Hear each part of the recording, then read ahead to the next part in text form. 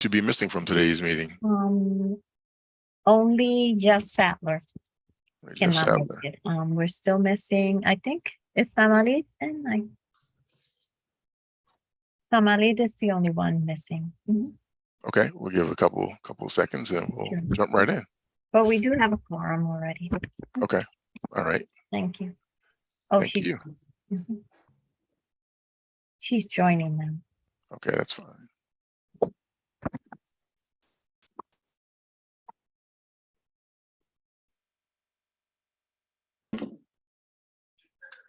Samalid, are you there?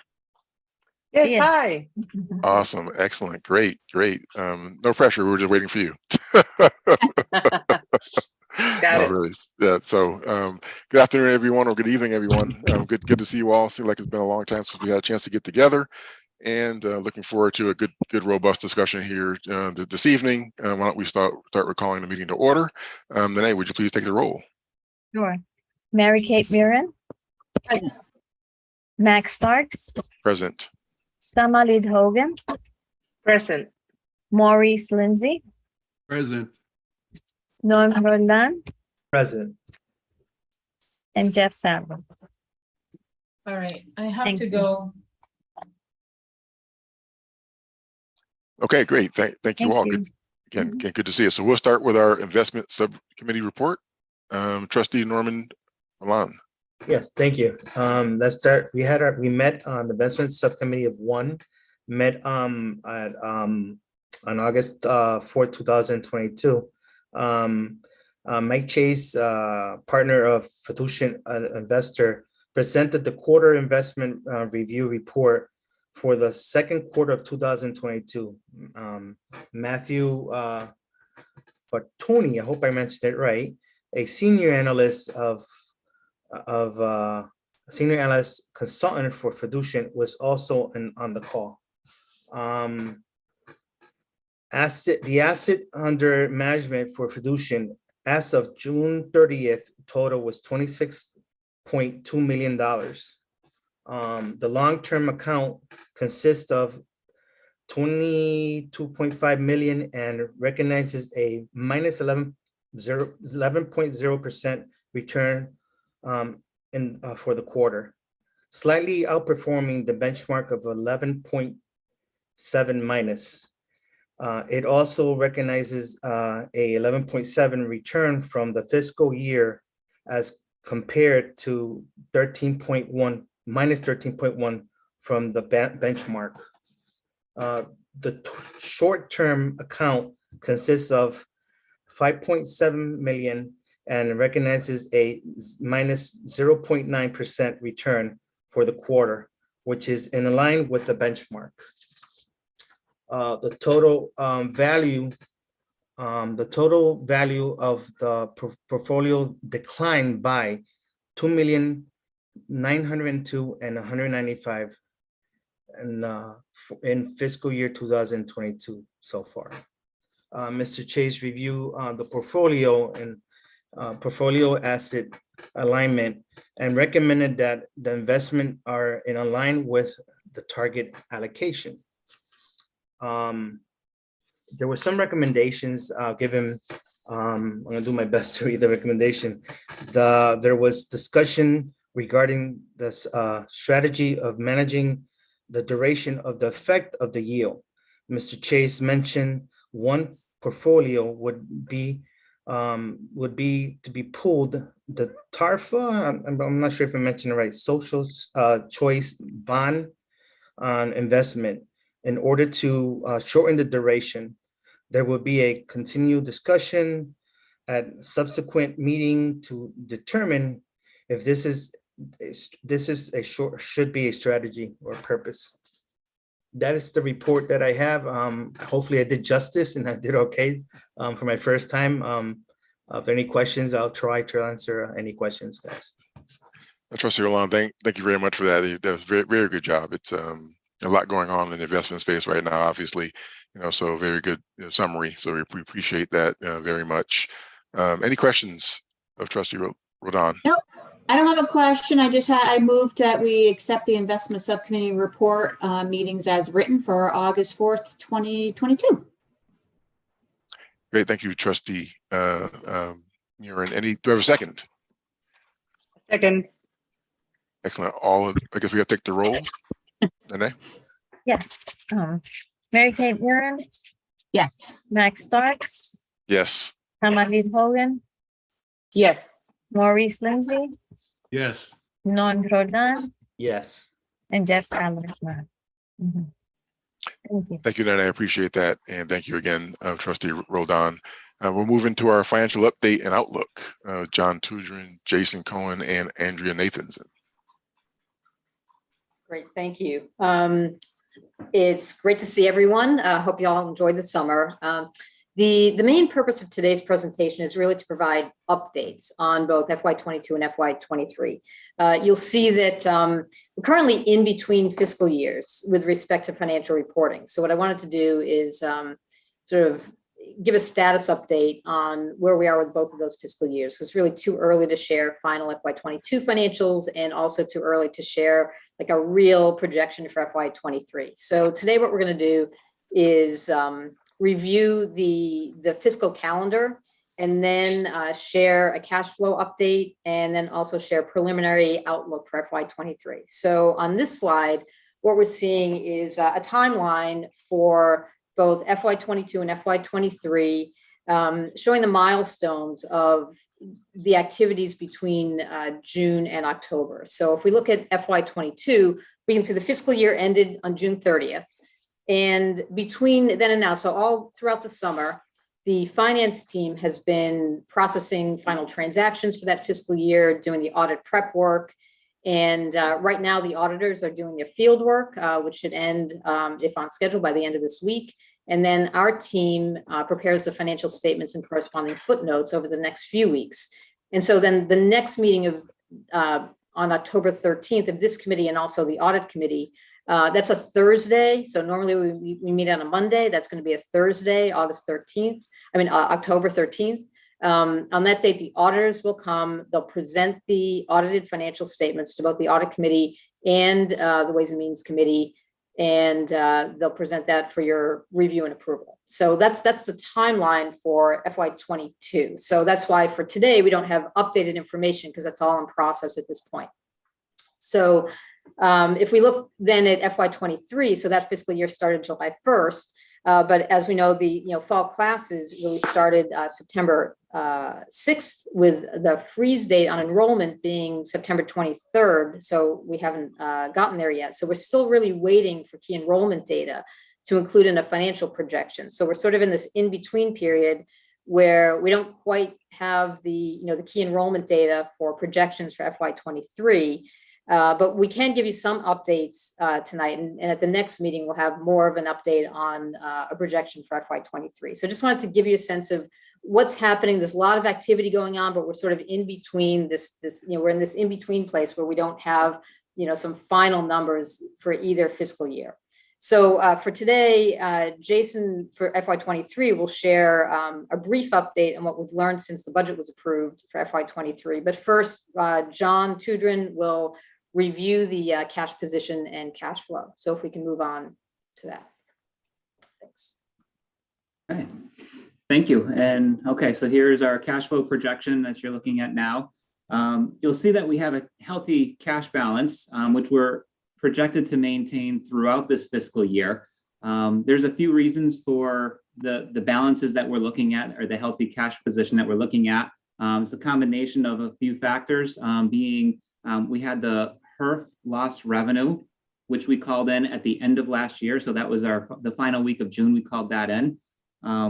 There was also the timing of spending from last fiscal year. So again, this is a larger balance than we were looking at the end of last year.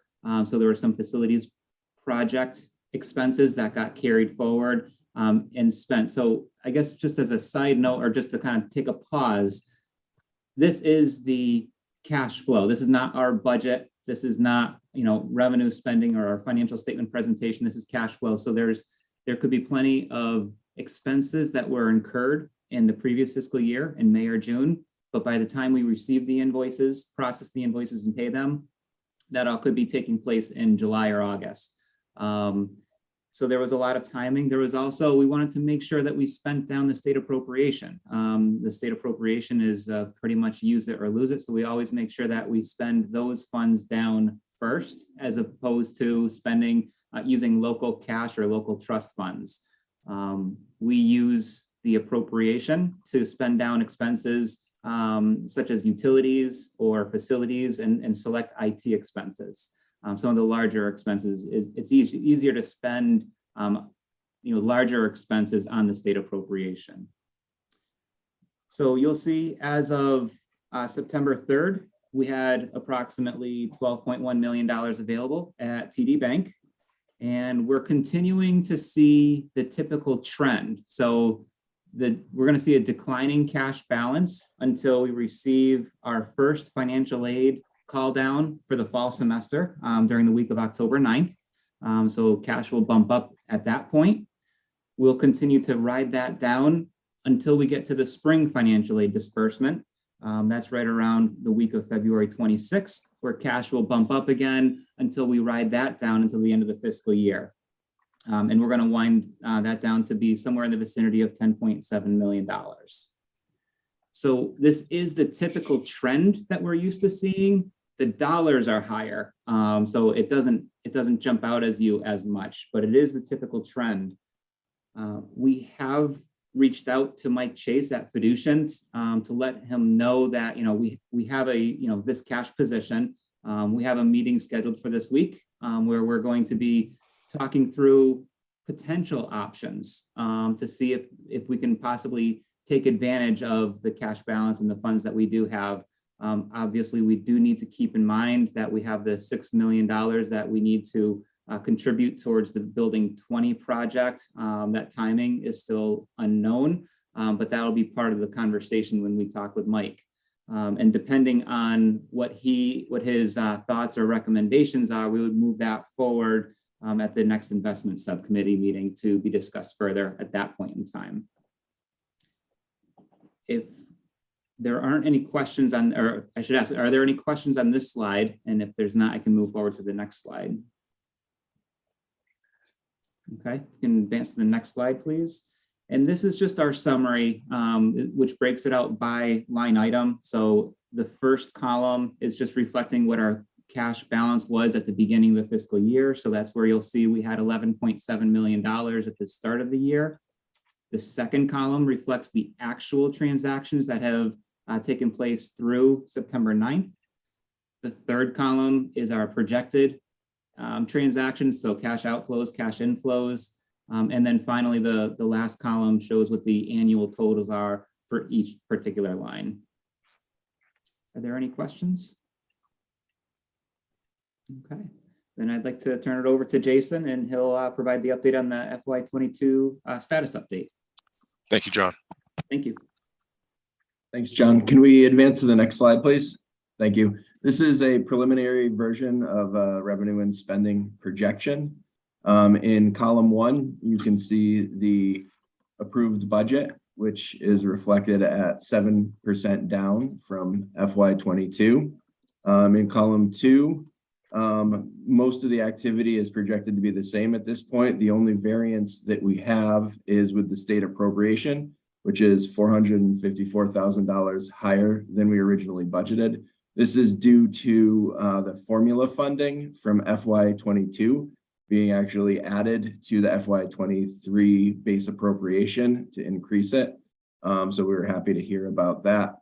I'd also like to point out that we have highlighted the different lines that are impacted by enrollment. At this point, we don't have solid figures for the fall enrollment. We'll have accurate figures for you at the next meeting, but we just wanted to point out the line items that are impacted by enrollment. Any questions on this slide? No questions, but a comment. This is very well done. I like this. I like the fact that you highlighted those that are more volume related that could change. And to your point, as of right now, we don't know what that volume is going to be. So it's equal to what the budget is, but it was nice to see this.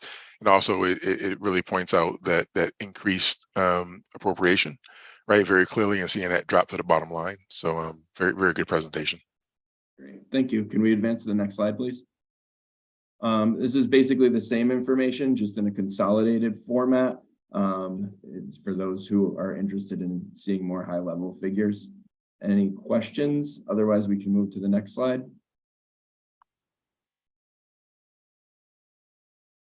All right, so this just shows a few different scenarios as far as our financial impact of enrollment variations. So each change in 1% affects our revenue by about $135,000. You can see right in the middle, that's 0. So that's really at our budgeted 7% down from FY22. And then we take it down to -9% and up to 3% down. Really at this point, we're estimating that we'll probably be somewhere between 3 and 5% down, but it really is too early to tell. So we should have additional additional information at our next meeting. Any questions about this slide? Let me just give a small note. If some of you are scratching your head and saying, 7% down, I thought we talked about 6% or perhaps even voted on 6%. So just a small note there. When trustees approved the budget in I want to say May, if I'm not mistaken, there's still some enrollment that comes in, and that's why the number was not true, if you will, until we get all the way into the new fiscal year. So it actually, to trustees starts prompting, is even more conservative budget-wise by having that -7% right there. So that's very helpful in terms of how we're going to navigate this year ahead. So again, if people were wondering what's that distinction between -7 and -6, again, it was predicated on where credits actually landed last fiscal year. Thank you for that, Dr. Cook. Actually, I didn't remember the 7, so I'm glad you addressed that, because I'm saying I know it's been a while, but I usually remember numbers. Thank you. Thanks, Jason. Any questions? All right, we can move on to the next slide. Thank you. So just to kind of wrap things up here, really what we're looking at and what we've been discussing is, where's the risk in the budget? We still are waiting for some detail to come in, but the risk really sits with enrollment, as we've talked about quite a bit. And then also this year, I think it's really inflation. So both wage and non-wage inflation, we really have to look to see, how costs, land as we go through the year. So those are two things we're really paying attention to. In terms of opportunities, are really, risk mitigation. Just a reminder that, to offset any potential risk, we do have a budgeted contingency of $500,000. So, that's something that helps me feel both with it gives us some comfort in terms of, if there is inflation, we do have this contingency to cover that or other sort of unexpected expenses. And we also have that additional appropriation of about $450,000. So I'm feeling pretty confident that at this point, the year's looking pretty solid. The financials looking solid for this year, but we'll obviously pay attention to the details as we move forward. The other thing just to point out is that there could be some remaining HERF funds. So we do have some remaining HERF funds from the previous fiscal year. And then just as an FYI, we applied for and received some additional funds. So an additional $1.36 million, half of which needs to be spent directly on students. And then the other half, we have some discretion in terms of how we use those funds. So we can have more discussion about that as we get into the year. We haven't made final decisions about using those funds. So those are two things really that it'll be interesting to look at, but gives us more cash to work with going forward. So that really wraps up our presentation, but happy to take any questions before Dr. Cook shares his perspective. Thank you, Andrea. I'm certain we all, fingers crossed, hope that your optimism, and confidence continues throughout the year. We're certainly we'll take a look at it. Clearly, when we meet next in October and look through the enrollment, right? That'll be a good first sign, indication for how things are going to go. But thank you for the update, Dr. Cook, President's perspective. Again, I'll echo our team. It's so good to see you, trustees. It has felt like more than a minute here, and it's been steady as we go. Really, next Friday, we're excited for the first time in about 30 31 months, the Board of Trustees will meet in person. We are thrilled to see your faces and say hi to you. It's been a long, long time. So next Friday is really great. And again, it'll give you a chance to see, by the way, if you come on campus, there's a lot of action and activity taking place on the green itself. This is finally that lead and arsenic mitigation in the soil, but it's tied to actually a water main project. And the $2 million is coming from the Commonwealth of Massachusetts, not out of any budget that we would otherwise be discussing with you. So you're going to see just a lot of putting one foot in front of the other on campus. So that was one thing to call out as the retreat next week, which is wonderful. On the enrollment piece, you'll hear our team, and again, my thanks to Andrea, John, and Jason. Again, trustees, the capability from our fiscal team is clearly on display. They've really honed how they want to make sure that you have the message and the synthesis of where we are fiscally. By no means are we out of the woods. And again, you hear them not necessarily want to pin down enrollment. I'll be a little bit more daring, see how I say. It's not like enrollment is rebounding. We're not seeing +2, +4, +5% year over year. Best case scenario, and again, I don't want to jinx us, I just knocked on wood, is maybe we land flat year over year, which, by the way, of the 15 community colleges might just be the high water mark this year, if we in fact can land that. So to be down 2 or 3% clearly is well within budget, which is wonderful to hear. And again, we're hearing from other counterparts, they're more like 8, 9, 10, 11% down year over year. So for many, the trend continues. You'll see that's why I put in your packet that article about the shrinking of higher ed, hopefully a digestible article from a mainstream publication. What they share, and again, I offer this to you all in this committee, but also with the broader board, is the idea that growth may be elusive. Growth may be elusive, and there's a couple of reasons that they really cite in that article, and it's worth taking a look at, especially as we're using that external outside-in look as we're doing strategic planning. We do have what's called an environmental scan. We did pay some money to have a company do a look at our labor market and help map that into our programs. And we've got some encouragement there. We're going to bring an executive summary for the board to see around. And basically, there's no news in terms of there's some holes. Is this a particular program or labor area that the college is not in? We're not really seeing that when we do that labor market analysis. So we'll share a little bit more about that. And again, you may have seen today come through your email as part of strategic planning, which again continues in earnest. Betty Alexak-Spacito is the trustee who is the liaison for that. You may have seen a survey where the Campus Works, our consultant, is doing a SWOT analysis, the classic strengths, weaknesses, opportunities, threats, and is casting that broadly, both internal to the college and external to our community to better understand where are we with those considerations. So again, external, internal, the strategic planning work continues. And I think, again, that will help us, that will clarify. Because on the other end of this, again, the college is really pushing ourselves to look ahead. Once we have that strategic plan, again, it's not lost, particularly on this group, that probably around this time next year, we'll need to be very conscientious about thinking about the next campus master plan and having a real clear roadmap for all this infrastructure, especially when things further solidify for the School of Health relocation. Let me skip back up and I'll land in that. I know I went in a little bit of reverse order from the agenda. School of Health is clearly that next significant infrastructure project. I have good news to share in terms of process-wise. An architect was selected. What's interesting around the public process, it was neither the college nor DCAM that actually makes that selection. It's a board called the Designer Selection Board, DSB, if I have that right, Andrea.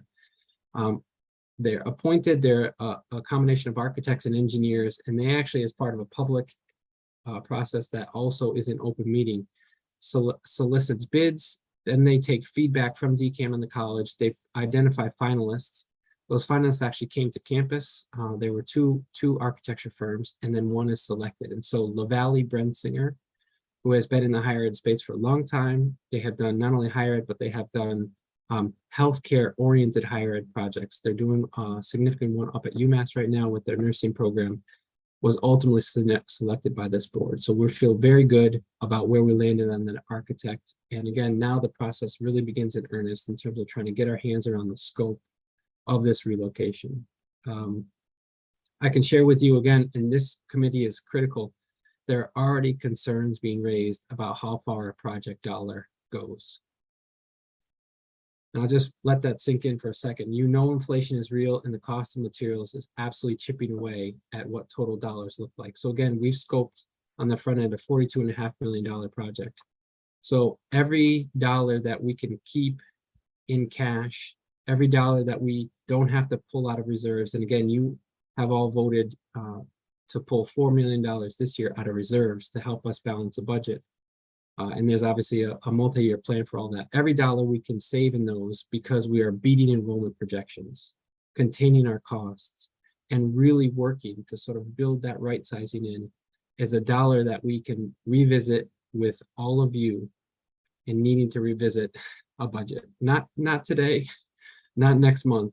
But again, I just want this committee in particular to know we are being very conscientious around the look ahead, because what is a $42.5 million project may ultimately need to be a $45 million project. But again, we will get there when we get there. But again, I hope you get the sense from us. We're really encouraged about the launch of the year. You all know if things were really going left on us, I would have called you 4 times already individually. We may have needed a meeting in between all that.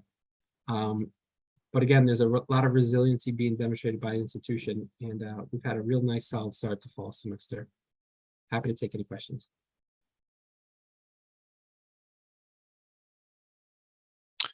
I guess no questions, but Dr. Cook, I will say that I do really like the approach, to kind of keep your eye on the ball of inflation, because you're right, that 42 could be realistically 45, and that not be out of the ordinary, right? I mean, I think you said that very well, right? So I love the approach. I like coming into the new year fresh, right, with a real focus on what's happening with our dollars. I think today's discussion was very good in terms of overall what's happening and what we expect. So very good update. I think that's where we are then. Ways and Means Committee. Again, looking forward to seeing you in person next Friday, talking about some of the structural work around bylaw review, even again to the prompting around infrastructure projects. We are not a college that has a facilities committee proper, for example. That may be something that the board cares to sort of revisit in terms of the types of committees. And again, it would aid potentially things like a focus on campus master planning in the future. So again, I offer that as a primer for your own conversation next Friday. Again, really appreciate your time this evening. Great. Thank you, Dr. Cook. Any questions of Dr. Cook? Okay, there is no old business. Is there any new business? Okay, our next meeting is Thursday, October 13th. And Renee, would you take the roll to adjourn the meeting? Yes. Mary Kate Buren, Yes. Max Starks, Yes. Samalid Hogan, Yes. Maurice Lindsay, Yes. Norm Roldan, Yes. Jeff Sanders. Thank you. Thank you, Renee. Appreciate it. And thank you all. Great to see you all. Thanks, everybody. Every day. Thank you. Okay, thanks. Bye. All right. Bye.